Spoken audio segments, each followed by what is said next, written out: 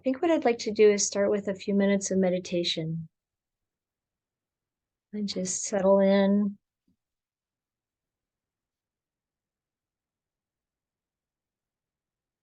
And today I'm planning to talk about the hindrance of sensual desire.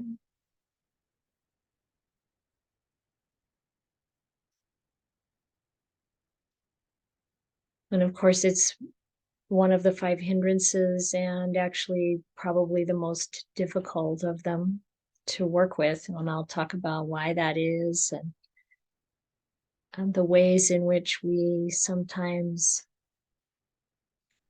overdo it in terms of thinking we have to be extremely austere. And we'll talk about balance. And so right now, what we want to do is really settle the body so that it feels comfortable. Because being comfortable and happy is really essential for going into deep meditation. Or it's also true, of course, that we can go into deep meditation at times when we're not comfortable and probably not happy, but it's very helpful in general to settle the mind and to be able to really let go. And what are we letting go of? When we start meditating, we want to set aside the hindrances and establish mindfulness. And when the hindrances are quieted or stilled, or we're free from them, even if it's temporarily, then there's an opportunity for the factors of enlightenment to grow, to develop.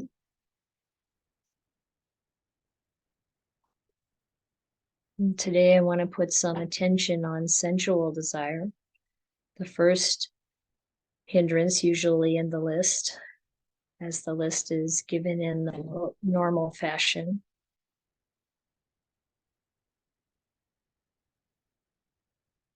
And it really includes everything that comes in through the five senses and whatever we might want from that.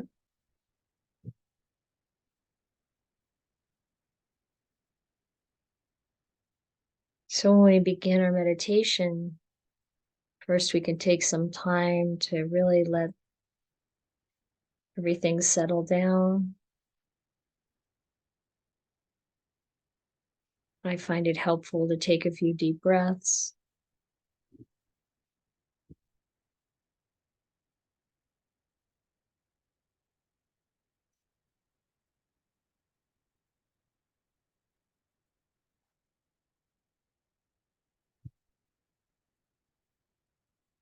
And then we can notice of what's going on in the mind.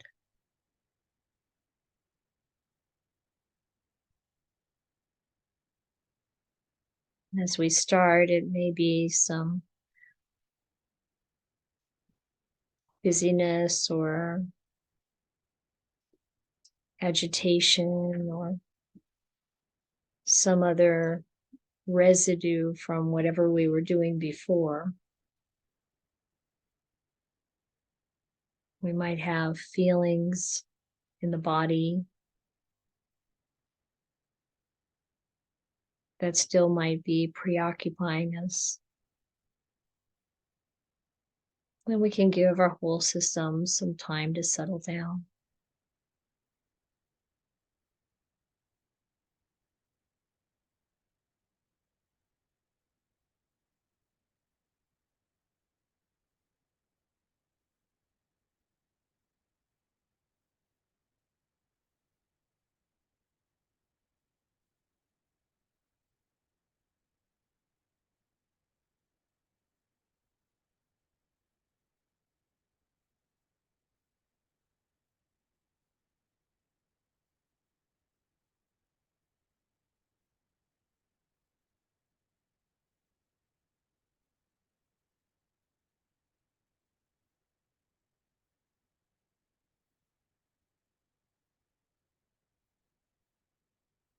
Now, depending on our practice and also depending on whatever is happening in our life, we might be able to just go right into watching the breath and establishing mindfulness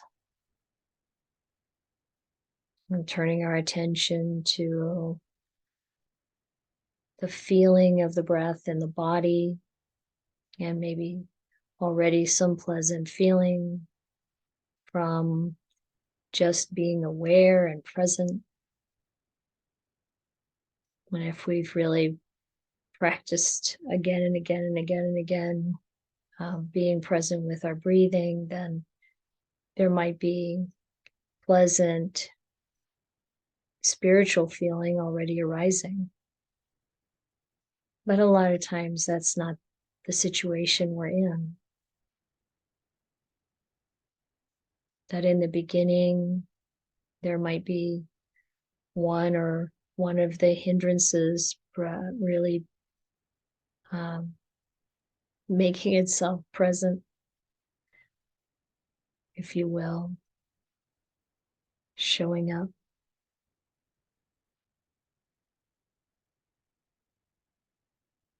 And of course, that could be wanting something, some sensual stimulation, or being caught up in some sensual stimulation. Or it could be aversion or ill will, dullness or drowsiness, restlessness or regret, or a wavering of doubt. And the Buddha encourages us to just face whatever it is. We know if the mind is affected by sensual desire or it is not. And the same with the other hindrances. Just to be really present with the situation as it is in the mind.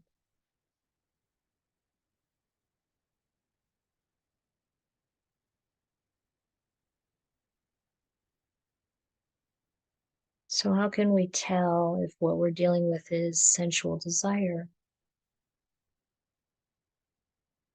And it's the wanting something different, even wanting more stillness.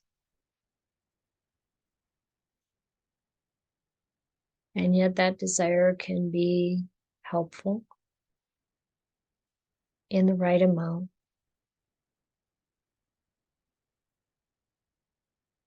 If we're clinging to anything too strongly, it's going to be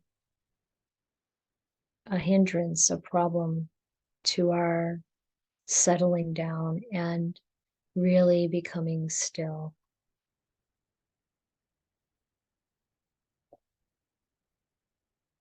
So we just notice in the beginning, what is the state of the mind?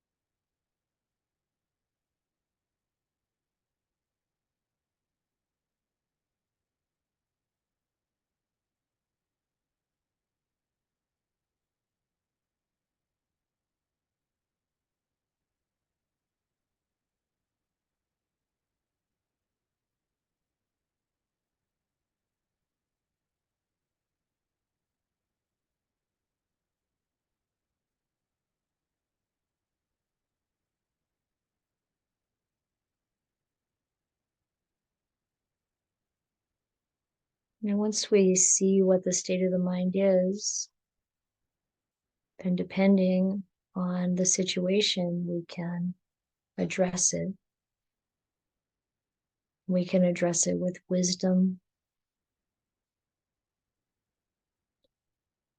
kind of seeing where we might have some attachment, or recognizing that what we're experiencing is natural, normal. We see that it's unhelpful or unnecessary. We see some of the downside of it. This is a kind of a contemplation using wisdom. And sometimes that's enough for the hindrance to subside.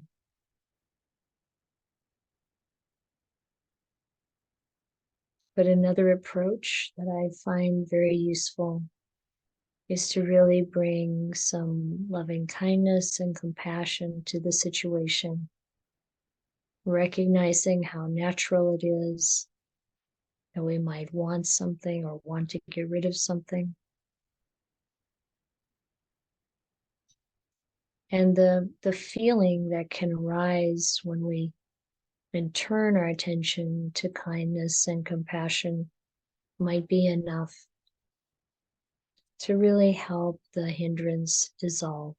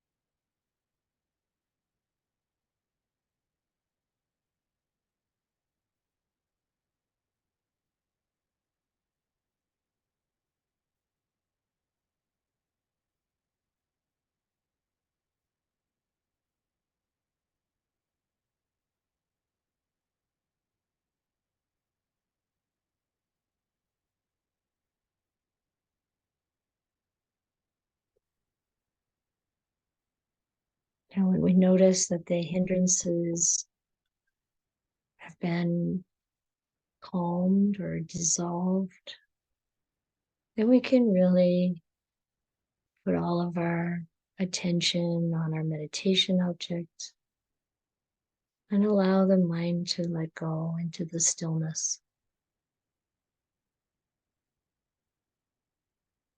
But if there's a hindrance still there, then we can also, I find, use the breath,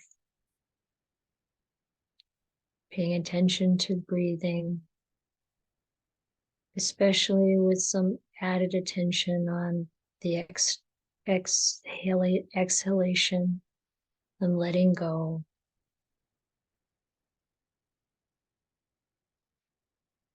Inviting the pleasant feeling and putting our attention on pleasant feeling, piti and sukha. And this sometimes causes hindrances to fall away quite naturally.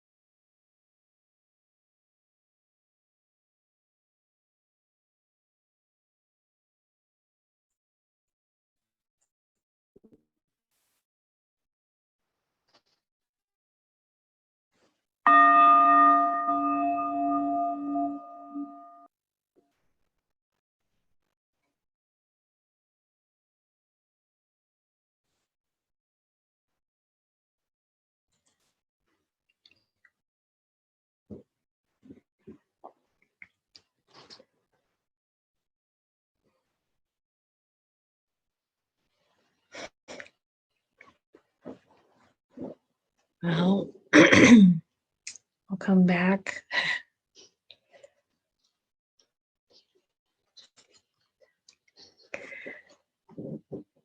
Our internet went down as we were meditating, so now we're going to be on the slower connection. So let me know if you have any trouble hearing. This will be one of the advantages of being in town for programs.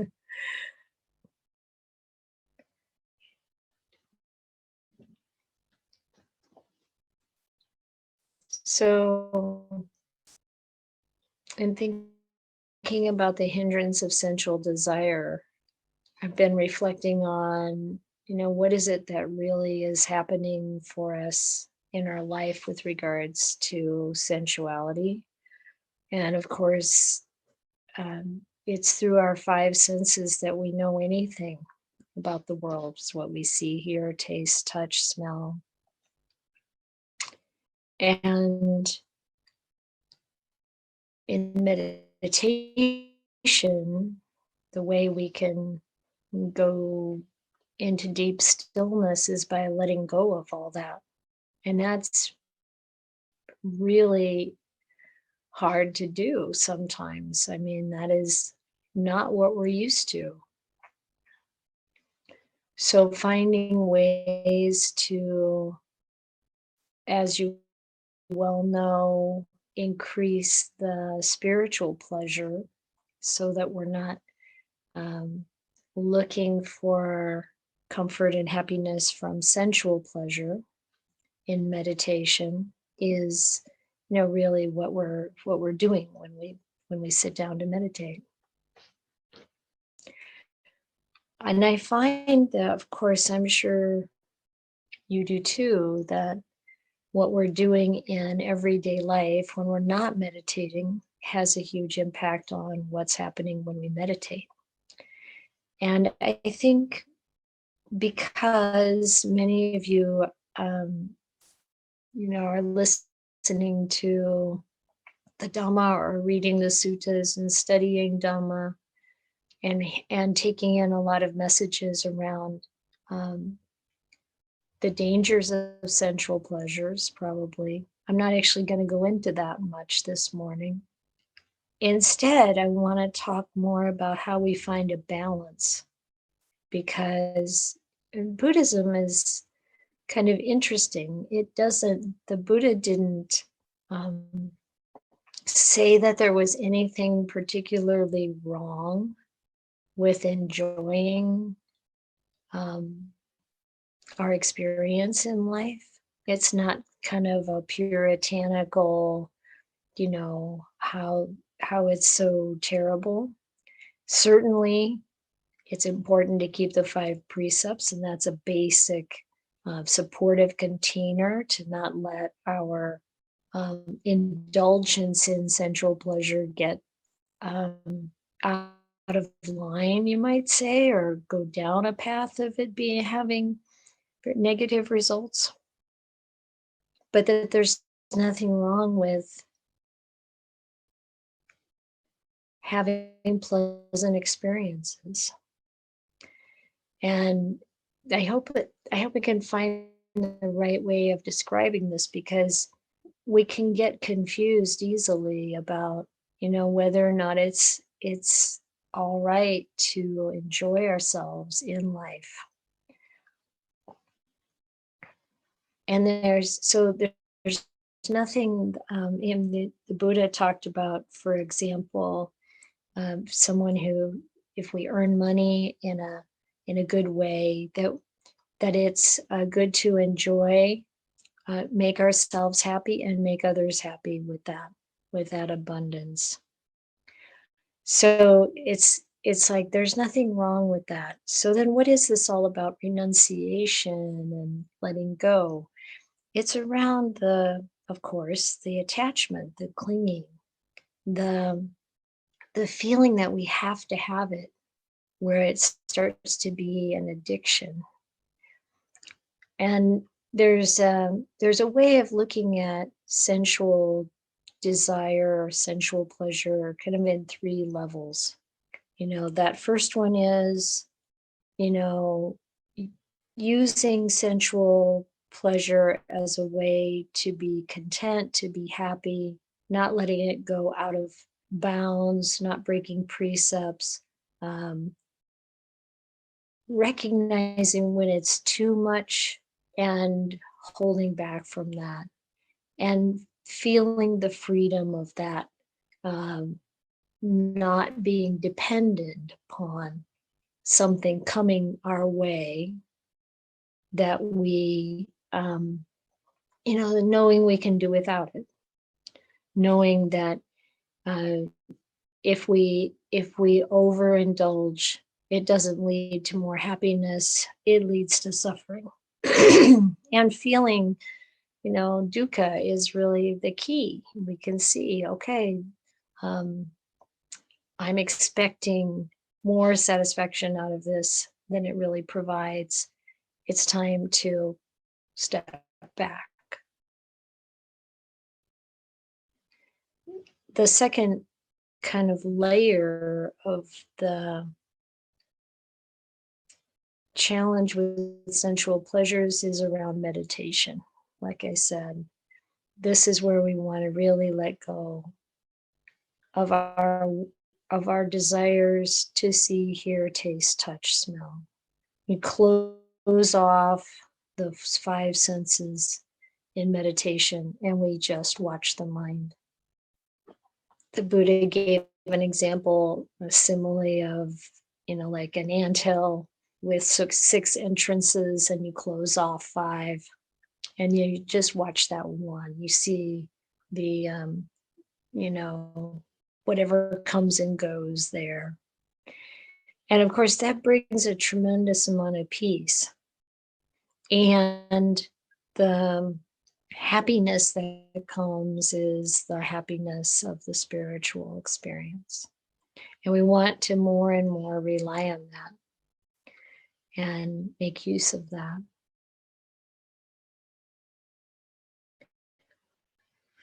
And then the third kind of interesting aspect of sensual pleasure and sensual desire is that's what drives us to rebirth. So we want to experience things. We want to do things. We want something going on. And the Buddha encouraged us to continually turn towards, guide ourselves in the direction of peace and serenity instead. So we can have this understanding on an intellectual level that we want to put more of our energy and effort into the things that bring about spiritual joy, like generosity, kindness, keeping precepts, letting go of what we don't need, paying attention to what we consume. And we can see examples in our own life and in the people around us that inspire us, thinking about what our values really are. I have a friend who, this was some time ago actually, she was traveling with some friends and they were in a shop that was, pretty expensive at that time. There was a dress for $200 and her friend was like, buy it, you deserve it. You should indulge in it. And her thought at that time was, I don't want to spend $200 on a dress. I'd rather, provide food for someone who needs it.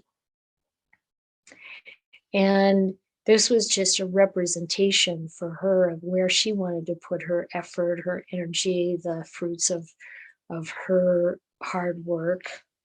And it doesn't even mean there's anything wrong with buying the $200 dress. It's more about really looking at what our experience is. How do we feel? How does it affect others? What is the impact of my actions? And how does that feel as we make choices that are supportive of our own well-being physically and mentally, and also supportive of the well-being of those around us, we feel better and better in our whole life. And like I've been saying, the real challenge is keeping it in balance. That we don't feel guilty about watching a movie or having a nice meal or whatever it is. It's like, but understanding, how does this experience support me in being happy, content, um, peaceful? Because this feeling of I'm not doing enough, or I don't deserve, and maybe this is where my friend's friend was coming from, don't cut yourself off from things that help you um, let go of negative mental states. So it's a challenge. One of the best ways to let go is through renunciation. But we have to look at, well, what is really it serving? And so we try things and we observe how it affects us. The same with, media, or right now, like using the internet, being online, looking at how it affects us. If we're checking the weather 6 times a day, like, well, is that really what I want to do? Is that really useful, necessary? Can I set the phone aside for a few hours? How does it feel? Am I starting to get attached to this thing? These are every aspect of our life we can kindly, um, generously investigate, not with the punitive idea, but with a real interest in supporting our mind towards more stillness, peace, confidence, relief. And then when we sit down in meditation, it's easier for that to be the experience. It's easier to let go.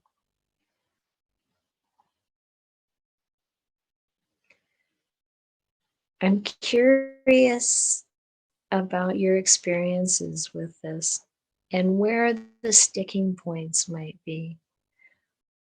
There are we all have specific areas where we find challenges, and we can all learn from the examples we see around us, both how we want to do things and how we don't want to do things.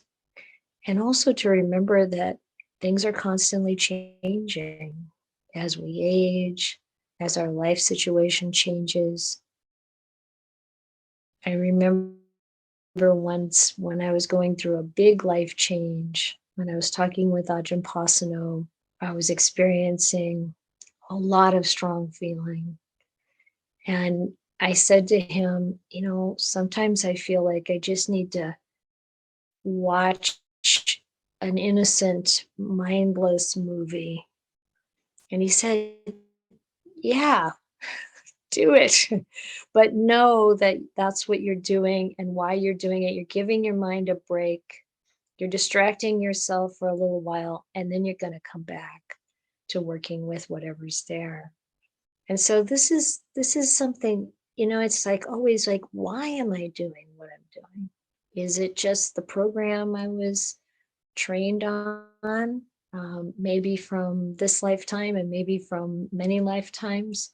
Or am I really seeing how this is supportive or not? I think that's the key. Carrie? Yeah, thank you for that.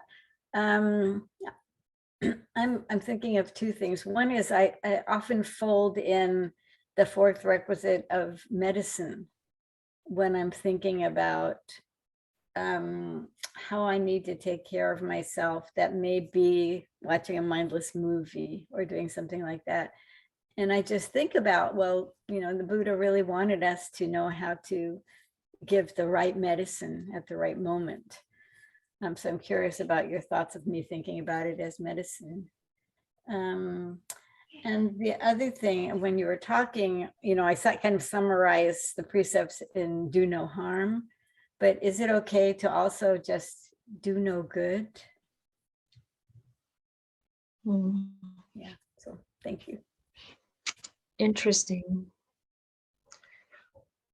Well, first of all, I really, excuse me, I really like the model of using everything around us as medicine. And this is, what we do at the monastery. We keep 8 precepts, of course, and for bhikkhunis, 311 rules. But, the idea of what do you eat later in the day if the body needs something. And if you really think of it as medicine, then you're being kind and supportive to the body and the mind, and you know when it's enough. You use the right amount, because even the best medicine needs to be in the right dosage. And you're able to adjust the dosage based on how it feels, what the results are. So I think that's really good. I personally prefer the precepts as they're written to abstain from killing, stealing, lying, committing adultery, and consuming drugs and alcohol that alter the mind, destroy your mindfulness, basically. Instead of not doing harm or being harmless, because they're so clear in their original form. The Buddha was extremely precise and clear. And I think we really, if we follow his example in that, we gain a lot of confidence.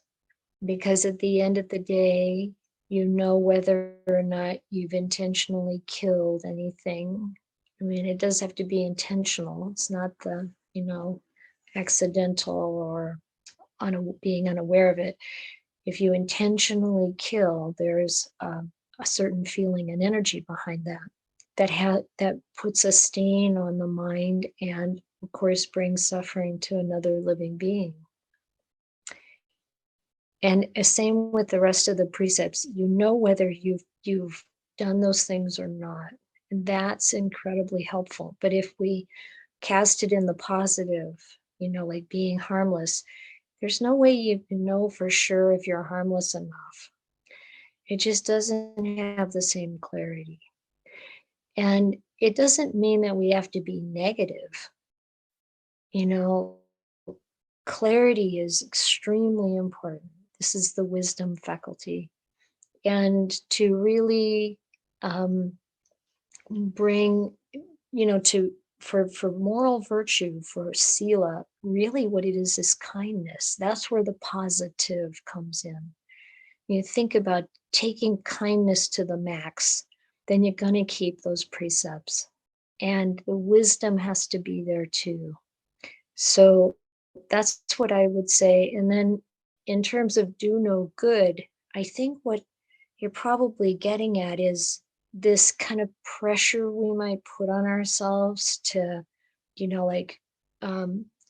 do more than we really have the inner resources to do, to feel like we have to be constantly giving and not really resourcing ourselves enough, that kind of thing. So it's more mental. We want to be able to do good out of the fullness of our heart the real wish to help. And sometimes we're in a situation where the demands are so high on our caregiving, or the demands are so high on our giving attention to others, that what we really need there is balance and finding a way to be as kind to ourselves as we are to others, as generous to ourselves as we are to others. How does that sound, Gary? Sounds good. Thank you. You're welcome. Cynthia? I think Karen had her hand up first, so I'd be happy to defer to her. Okay, they might be getting bounced around. Go ahead, Karen. Thanks, that was very polite. I had a question about the 8 precepts. I'm doing a thing with Birkin Monastery where I have to 1 day a week do the 8 precepts. And the one that I find most challenging is the dropping of the entertainments. And, but what I find is my mind, very creative minds we have. So I won't watch TV, but I'm going to fill up my time with busyness, right? Like, I'm wondering if you have any advice for a layperson practicing this, because like in my mind, I have certain set things as the entertainment: no TV, no reading books other than Dharma books. I only listen to Dharma talks. But there's this, I can see this excuses my mind. Well, you could clean out the closet, you could do this, you could do that. That's not entertainment. So I've noticed this going on. So I was wondering, because you practice these daily, how you deal with that kind of like, restlessness, this kind of like excuses the mind is always making. I'm keeping the 8 precepts, I'm not doing entertainment, but I feel like it's cheating. So if you could comment on that, I appreciate it. So the entertainment is about trying to distract ourselves from what we really feel. We want to be able to turn towards the feeling of restlessness, turn towards the feeling of whatever is there. But that doesn't mean we don't work. You can work and also be very attentive to what you're experiencing. And this would be, very much encouraged by Ajahn Ganha. He really thinks we all should work and practice as we work and do our work as an act of generosity to everyone. So it's really about being able to be with what you feel and be with what you're experiencing. And it is good to, because entertainment is for the purpose of kind of losing yourself in a story or losing yourself in an activity. And we don't want to do that. We want to do an activity we can be present with. So cleaning the closet might be just fine. It's really what you're doing with your mind that you want to watch. And, observing monasteries where a lot of young men are living together in the forest, they need work. It's great for them to go out and, haul brush and, dig. Well, the bhikkhus can't dig, but doing things that are active and physical, go for a walk. We do need to give the body that activity, but then being present and aware. And what am I seeing? What am I feeling? What am I hearing?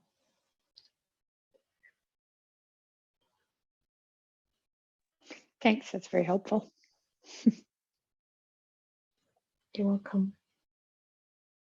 Okay, Cynthia. Okay, so this has been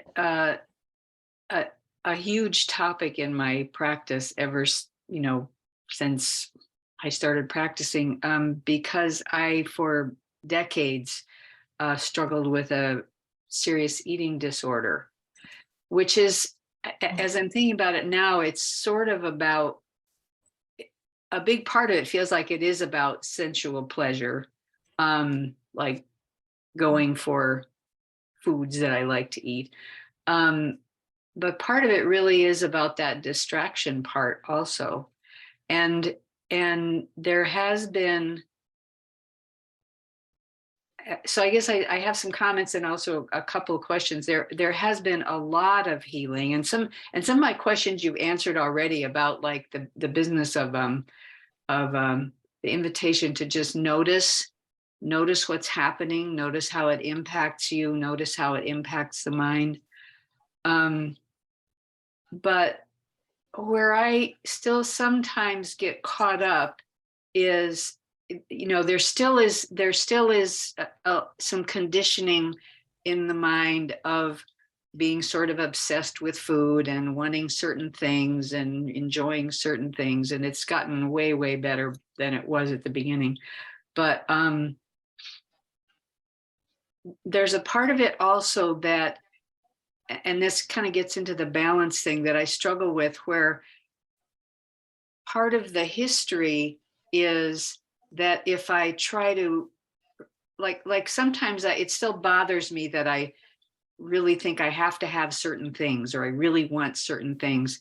But part of the history is that if I try to restrict myself too much, it's a trigger. It can be a trigger for the compulsion.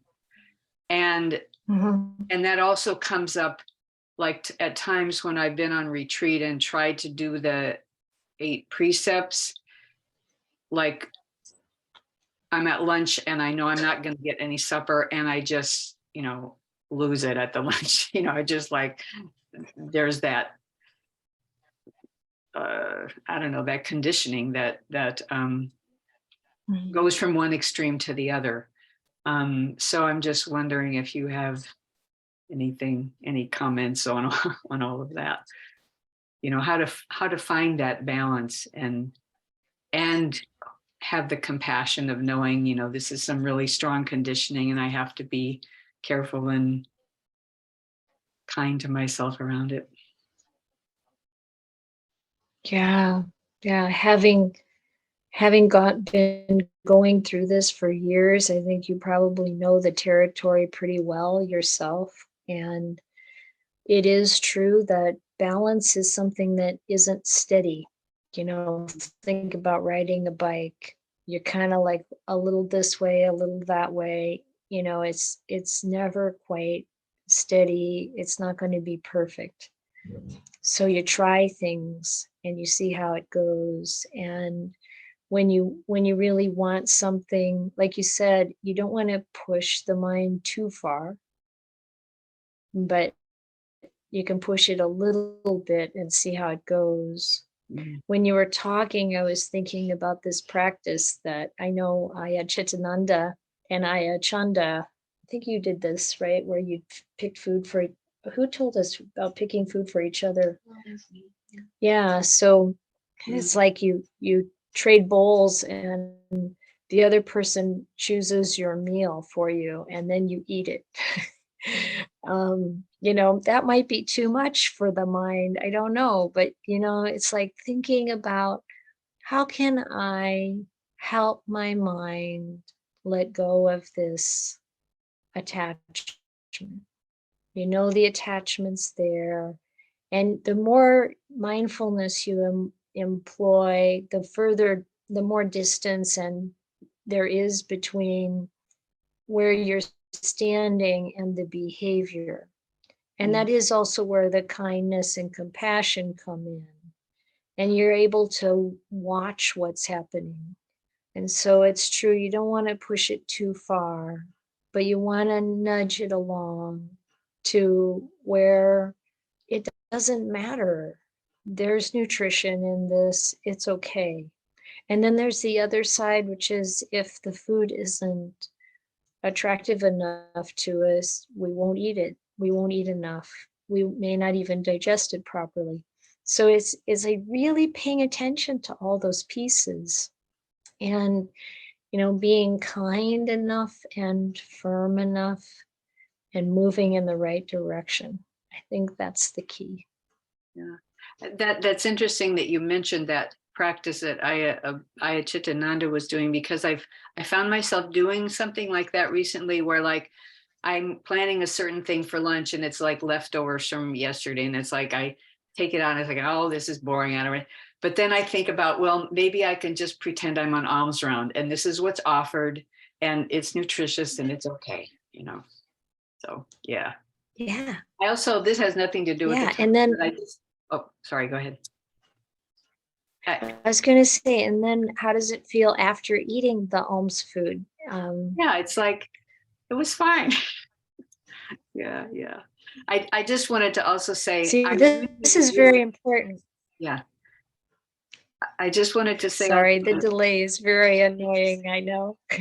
yeah, I really appreciate the little check-ins in the morning. I mean, it's just so lovely to connect with people a little bit, you know, especially when we're not in the same room. So thank you for that. Thank you. Yeah, you're welcome. I just wanted to say that reflection afterwards is really important. So you do this, like, you know, push yourself a little bit down the renunciation track, and then you look at what the results are.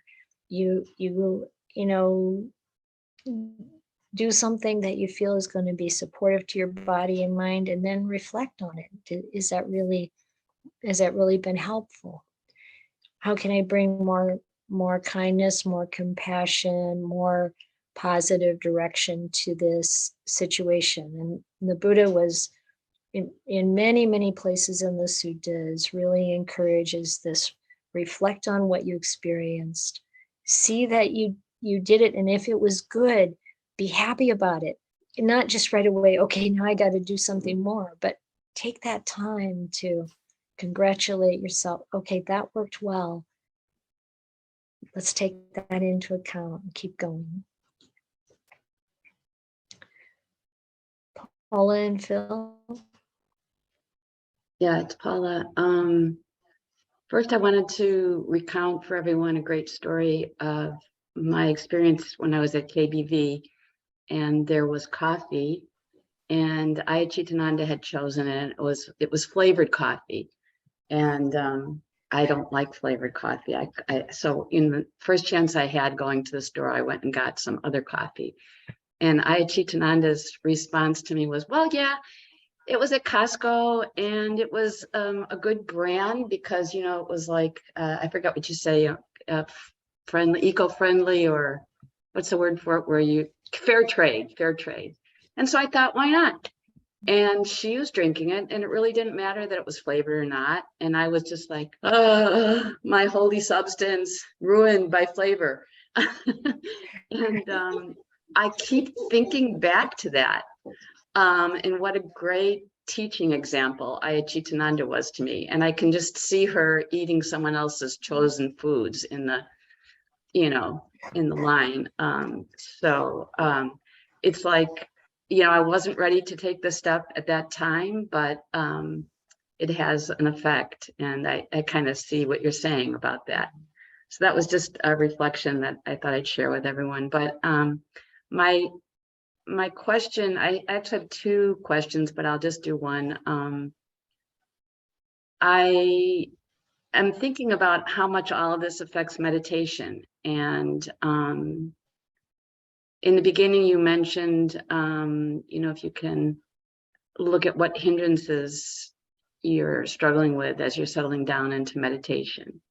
And I've only recently tried to work with that. And sometimes I don't really see clearly what the hindrance is, or if I have a hindrance. I might just be struggling with feelings, like the feeling of embarrassment of not remembering that today was the day that I was supposed to record, for instance.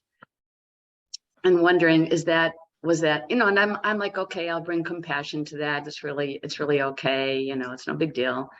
But is that an aversion? Is that a hindrance of aversion, or is it just plain feeling? Or if you can't figure out any hindrances, but you're, you know, I sometimes I really struggle with that. Like I just don't, they're not clear to me. I wouldn't think about it too much. Okay. It's not so important to put it in the right category. I think what's important is that it dissolves. And when we're feeling something, we turn towards it and be present with it, usually. But if it's something familiar that we already know about, and we know that it's okay to turn your mind to the breath or something uplifting, like thinking about the beautiful qualities of the Buddha or the generosity in your own life or whatever, that also is an effective approach. We don't want to cover things over and, turn away from them out of resistance or fear or discomfort. But sometimes there's nothing new to discover there. And we can, do what the Buddha said about, like pounding in a new strong peg and pushing out the other one. So replacing the thinking with something else.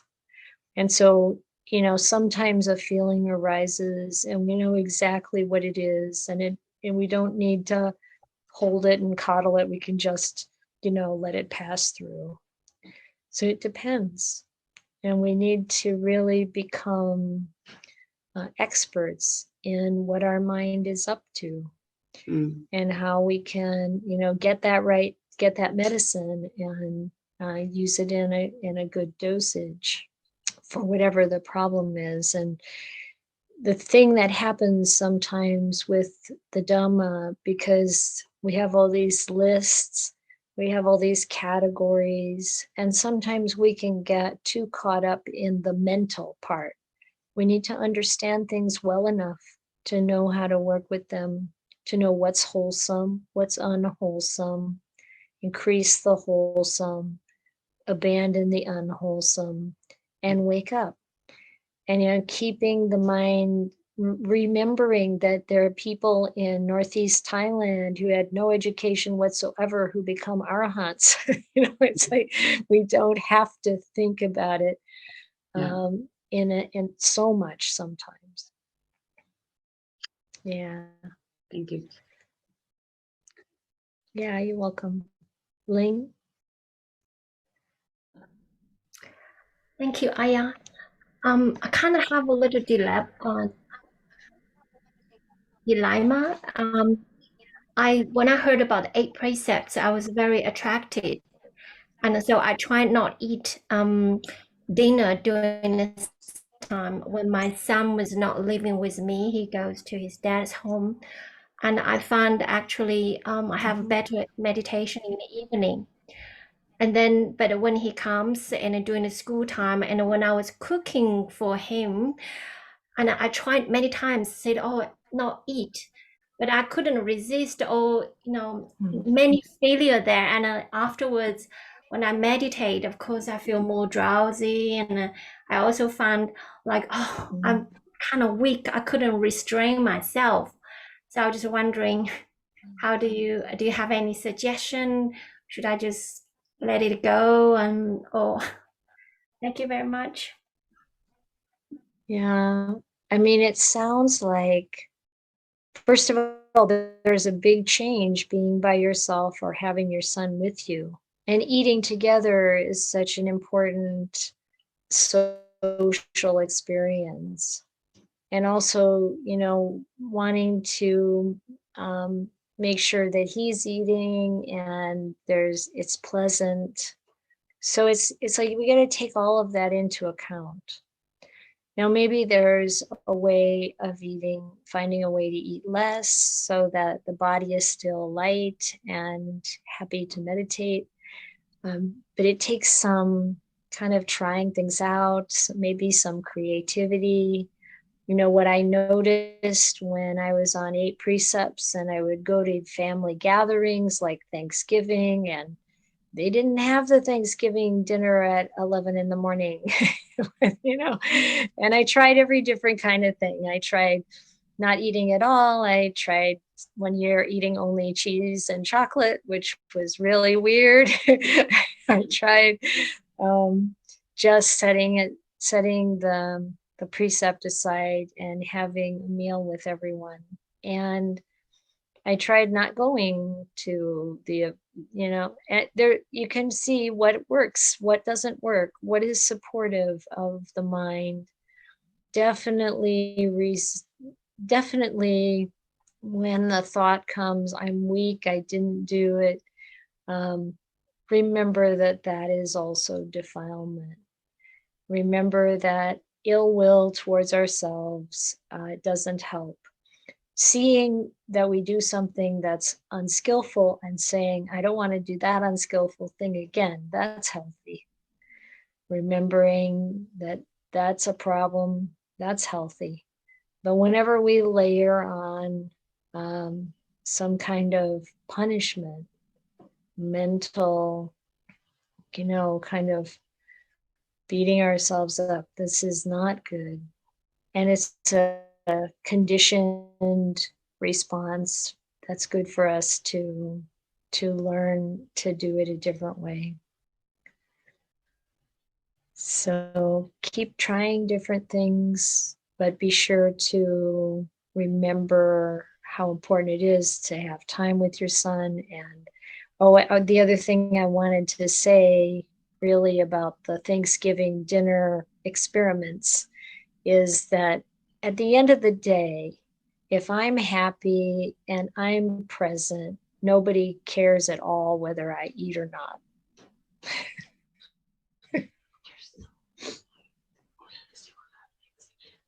Oh, sorry, unless you have Asian grandparents. Or Mexican or Jewish or Italian. Okay, I'm getting it here from okay, maybe they care. Yeah. So how much love does it take? Or how much do we need to eat to keep the peace? It doesn't matter. It's not every day, hopefully.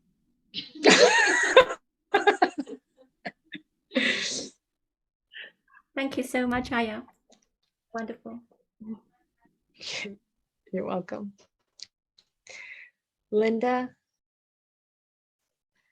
So there's many times that I notice when something doesn't necessarily lead to peace or might actually lead to a little bit of agitation. But I also notice that I'm not always ready to give whatever it is up. And I'll give you just a kind of a light example.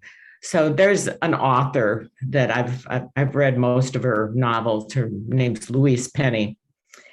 And I was reading her latest novel, but it turned really dark, much darker than her other books. But I was pretty into the story and I liked her writing, and I really didn't want to stop reading it. So this is the decision I made. I thought, well, I'm just going to read this like almost nonstop. Just finish it, and then I'll be done with it. And then, I'll just compress the agitation in the short period of time. So I mean, obviously that's just an example, but I have noticed that there are things that I clearly I know are making me edgy or agitated, but as I say, I'm just not there yet. So I was wondering if you could comment on that. Yes, there are quite a few things that the experience is mixed, and we haven't seen enough of the danger or the suffering to let it go. But you might reflect on how you don't want to come back for that. So just a little word about rebirth. What do we want our existence to be like next time around if we have not yet fully realized that we can let go of absolutely everything, that there's nothing worth clinging to at all? And now that's what we need to do now. If we want things to be different in the future, we have to make it different now and really pay attention to and recognize that the cravings that we have, the desires that we have, come from a very deep layer. And we want to be able to dig down and uproot it from there in that layer so that we're not pulled around by the worldly conditions and pulled around by our desires. So, the more we can step back and observe ourselves, observe our mind, observe our experience, and really see it in the light of the wisdom of the Dhamma, the more we will be moving in a direction that we really want to go in. So, it's an experiment. How did it feel after you finished the book? Was it worth it? You didn't do anything wrong. It's not like anybody died. It's really okay. Just notice,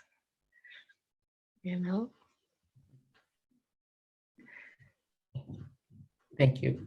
So you're welcome.